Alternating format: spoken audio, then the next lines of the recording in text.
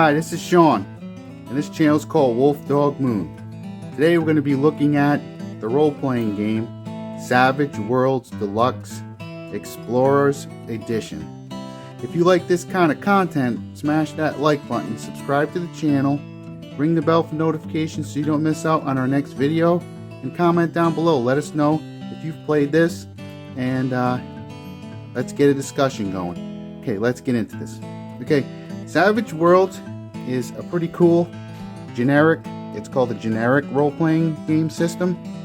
And what that means is that you can use the rule set for the Savage Worlds for lots of different genre, or the meshings of different genres, mashing them together, from adventures with knights and warriors to different kinds of science fiction type adventures, like for example Savage Worlds. I was telling my son this earlier, if you wanted to do like an Indiana Jones, like recently we watched Indiana Jones and the Last Crusade, and if you want to do that type of genre of Indiana Jones and how Indiana Jones takes on the Nazis and he goes on quests for holy relics and stuff, then Savage Worlds would be a good system for that, because it allows you to have a character and do role-playing that is very cinematic in nature. So it feels like you're playing a character in a movie, but you're the star in the movie. And so it's a very unique system in that way. And it's also meant to be fast, furious, and fun. I think that's the motto that they use whenever they design like extra content and other supplements for this system. That's the motto they use: fast, furious, fun. So let's get into this. So first what I'm going to do is walk you through some of the content, that just to give you more examples of what you could use with this Savage World system. Then I'll take you in and show you some of the particulars that makes this role-playing game system unique. So let me slide this over, and then I'm going to show you some other books that I have that go along with this. Now this is called Deadlands Hell on Earth Reloaded, and this is a supplement that is basically a mashup between something like the Road Warrior, you know, the Mad Max, the Road Warrior, westerns, and with some science fiction elements. You can have also fantastical elements in here, like zombies and weird nightmarish creatures. And then you have it's sort of like, this one takes place in an alternate history that is like if you took our American history and put it in a blender and mixed it with all kinds of fantasy and nightmarish dreamlike elements, and you blended it up, this is what you'd end up with: Deadlands Hell on Earth Reloaded. So you have this bladed war. First of all, I love this cover. So eventually what I'll do is do individual reviews of each of the settings, but I just want to show you some of the different settings that you can get that are pretty cool, genre bending mashups. Like this is what I would call a genre bending mashup of different kinds of settings all smashed together. And then another one that's really cool is called Hellfrost. So Hellfrost is another setting, but this is kind of like the Forgotten Realms, but kind of like everything has been taken over by this element called Hellfrost. And so everything, all the setting rules and the characters that you select, and then the different cities and towns and stuff like that, are all affected by this Hellfrost. It's pretty cool. So it has a unique elemental aspect to it. So it requires probably, it's like the opposite of, I don't know if you recall back in the second edition Dungeons and Dragons days, the Black Sun expansion, where you're kind of like a desert dune type warrior. Well, this is like the opposite of that. So it's a pretty cool setting. And then you have something like this called it's Shintar, and Shintar is epic high fantasy legends arise. So this would be like a mix of like kind of Greek myths and some of the super high fantasy elements, maybe kind of like Dark Souls, or you know, like an Elden Ring type, one of those type things. But so high fantasy. And then last but not least, I thought this was a really cool setting that goes with the Savage Worlds. It's called Sundered Skies, and in this one, it's unique in this aspect of the world itself is a strange dreamlike quality. This has steampunk. It's a blend of steampunk and like steam ships that fly. So you got the flying steamships that you would see like in Final Fantasy. Only every aspect revolves around being in the skies. There is no, you land on these floating like continents that are just through some kind of strange magic floating in the air. So all travel is through on these ships that fly, and then you have the steampunk elements blended into it. So it's a pretty cool setting. I particularly like this one just to read and use my imagination with it. So hold on one second and I'll take you through the Savage Worlds. Alright, I included in this picture some of the items that you'll use when you're playing Savage Worlds. It uses cards for initiative. So instead of rolling, what the game master does is deal a card to each player, and ace is high, and then if there's a tie, you go through the suits with spades in reverse alphabetical order to determine who's first. And so this is a neat aspect of the game that keeps it going fast and furious. And then we used beads, like these glass gardening beads, for what's called bennies. So what's cool in this game, you get, each player starts with 3 bennies, and you can use the bennies to re-roll later on in the adventure. If something goes wrong and you don't roll high enough, you can expend a benny and get yourself potentially out of trouble.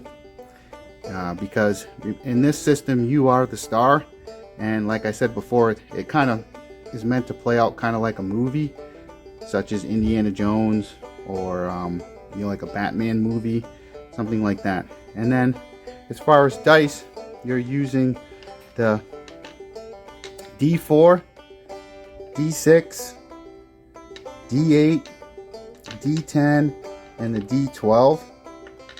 So that's the dice you're using primarily. Now sometimes you can use a D20, but for the most part the system uses these dice right here. So let me move this stuff aside. So I'll give you a quick peek in here and just kind of briefly explain the rules. But this is a pretty cool system. It's very modular. You can drop the characters pretty much into any setting, from something like Conan, or let's say you wanted to do Dark Crystal style adventure like Jim Henson's movie, or you name it, you can use the Savage World system. It's that flexible. And so let me take you in just briefly and kind of explain some of the more of the particulars. So you got different mishmashes of genres. You got pirate, adventure. So if you like the Pirates of the Caribbean movies with Johnny Depp, you could use this system. But this system tends to want to add the weird into every setting. So it's not just a generic, I'm gonna be a colonial fighter in the Revolutionary War. It'll mix in something weird like fantasy or horror, monsters or demons. So you could do the Revolutionary War with demons, or you could do the Civil War with nightmarish creatures or zombies. And so you got kind of zombified gunfighters, and then you could do World War II, but there's werewolves. Or this is another setting that I don't own myself, but I heard it's pretty cool, the Savage World of Solomon Kane. So, and then you could do other things like the Rippers is kind of like Victorian era. You got Frankenstein, Mary Shelley's Frankenstein type monsters, and then you have kind of like Sherlock Holmes or Van Helsing type vampire hunter stuff. So what's interesting about Savage Worlds is most settings you're a human. There are exceptions to that, but primarily the game is focused on you being human, and so there are no races unless you get certain settings. And then you have a more simplified, like you have what's called traits, which are defined by attributes and skills. And your attributes are agility, smart, spirit, and strength, and then and vigor. And then for skills, it depends on the setting. Each setting, like I showed you, for example, the Deadlands has their set of skills that they offer, and you don't roll for your when you're doing character creation in Savage Worlds. It's meant to be, everything's meant to be fast, furious, and fun. So you use points. So each of these attributes right here, you start off with a D4. So let me get the D4. So you start off with the triangle, and that's what you're going to be rolling for if that stat that you have is a D4. So let me open this back up. Yep.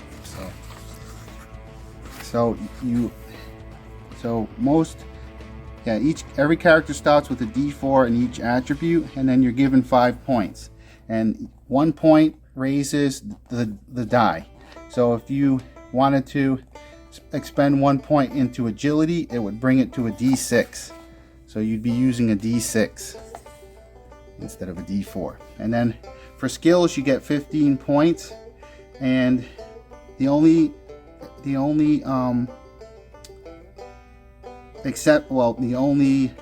thing you have to keep in mind, as far as the only caveat, is that your skills are tied to your attributes.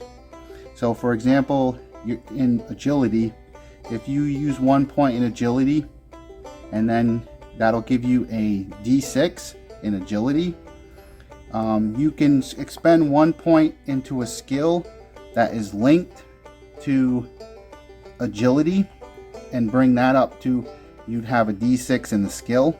But if you wanted to go above the agility score that you have to use 2 points from the 15. So that's so that you're not completely, you're kind of penalized for outpacing your attribute scores, because it makes sense that your attribute scores would dictate your skill level in a particular field, such as boating or something, or martial arts. So if you had a martial arts skill or some weapon fighting, like let's say you had a fighting skill, then it wouldn't make sense for you to be able to get the fighting up to D12 when your agility or strength or one of these ones that are linked to it. I think fighting is linked to agility, so it wouldn't make sense if this was a D4 but you were a D12 in fighting.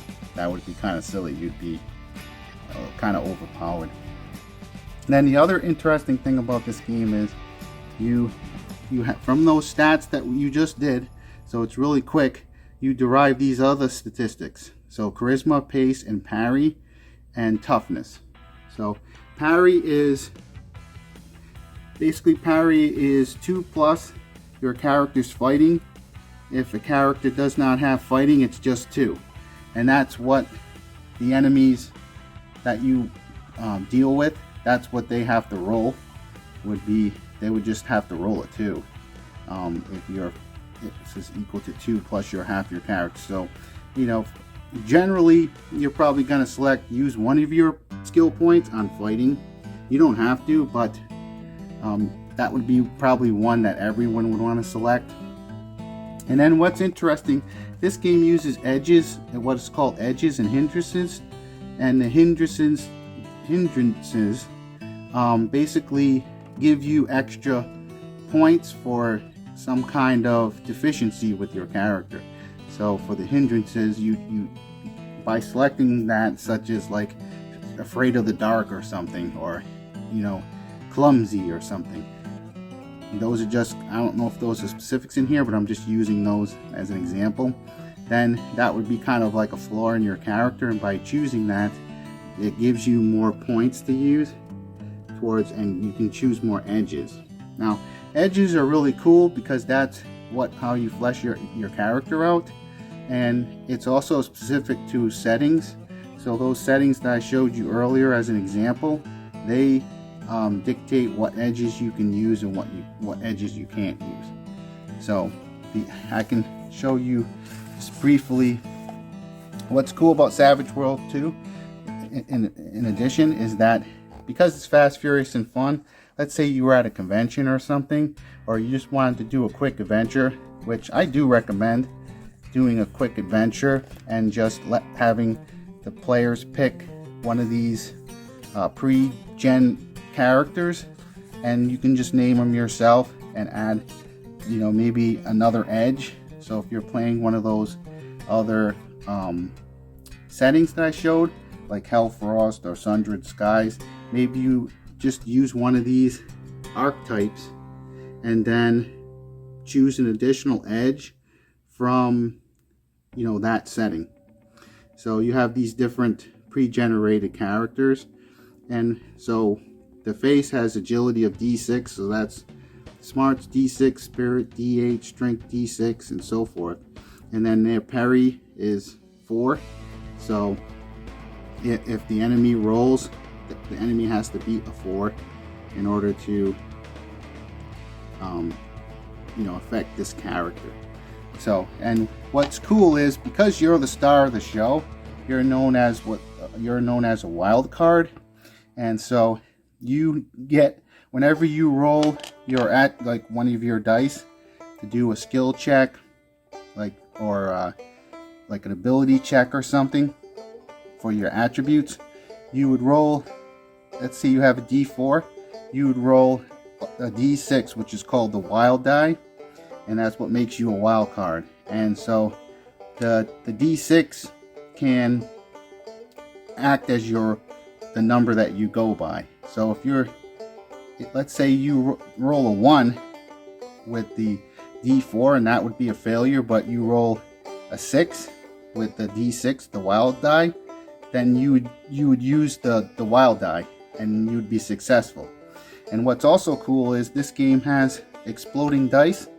So when you roll something, the highest number on whatever dice you roll, in this case would be a 6, you roll it again and add the next roll to this one in whatever you're doing. And so if you roll another 6, then you roll again, and you keep rolling it to, you don't roll, let's say you roll a 6 and then you roll another 6, that's 12, and then let's say you roll a 2, now you got 14. So that's what you got for your roll. So it's pretty cool in that way. And then another thing is, let's see. All right, I jumped ahead a little bit here, and so I'm going to just take you quickly through the game rules for combat and stuff before we wrap this review up. So, like I said, you're a wild card, and then what you're fighting are extras, like it's a movie, but down here runs you through quickly the different ways when you're fighting, and the exploding dice are referred to as aces. So whenever you get that high number, the highest number, for example on a d6, if you get a 6, then you roll again. And then I mentioned earlier that you used cards for initiative, and with the jokers included. So if you get a joker, then that adds in a special, it's basically adds a special dimension to your character for that turn. You get added benefits, and the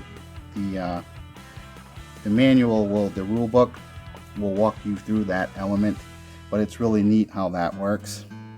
And then the bennies, I explained those. You just, if you fail a roll or something, and you can also get bennies after you use them. You can acquire bennies by doing cool role playing or some kind of awesome thing during the session.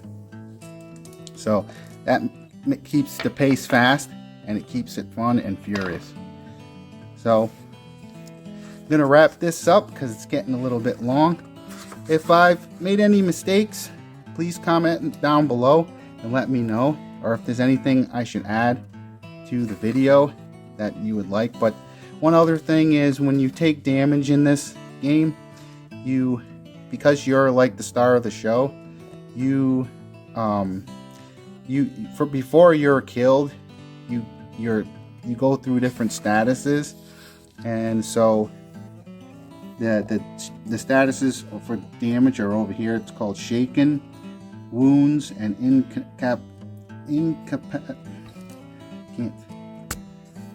can't talk today. It's incapacitation. Shaken, wounds, and incapacitation. That's a tongue twister. But yeah, so you go through these different statuses. So it kind of plays out like in a cinematic way.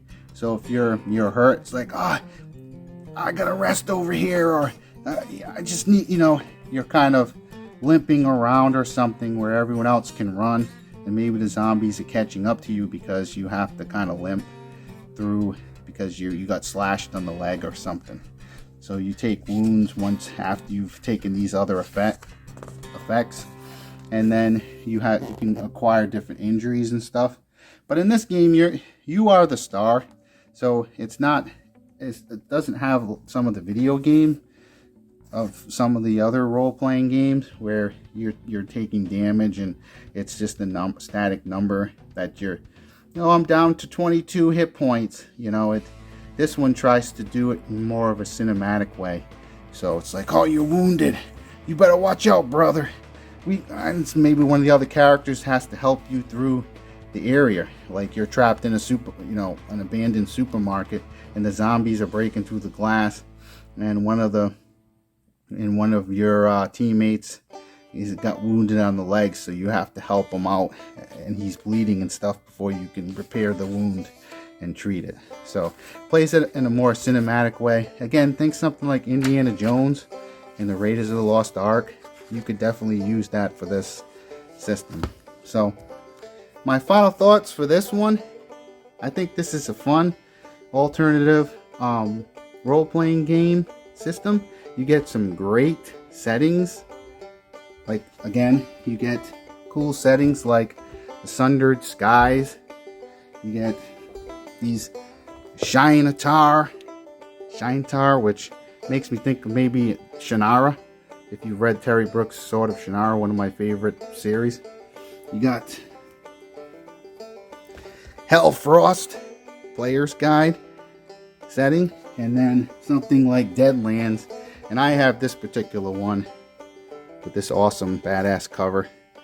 And but Deadlands has been a long-running series where it's like a weird western mashup of science fiction, steampunk, and cyberpunk, and all kinds of elements like that. So if you like systems like this that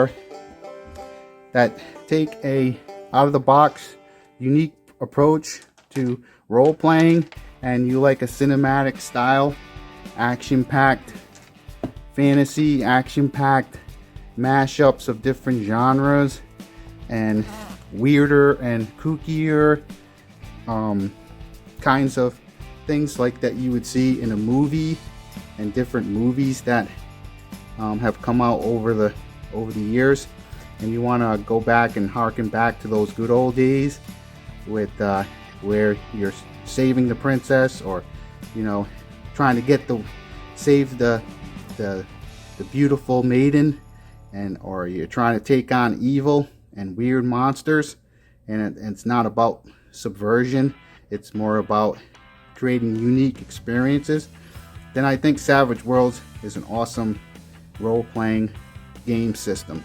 And like I said, the modular nature of it and your ability, you can do kind of like post-apocalyptic stuff in this. You can mix it with magic and sword fighting. One of my favorite movies is The Book of Eli, and you could use this for the book and do a setting like The Book of Eli.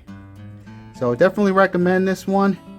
It's a cool role-playing system.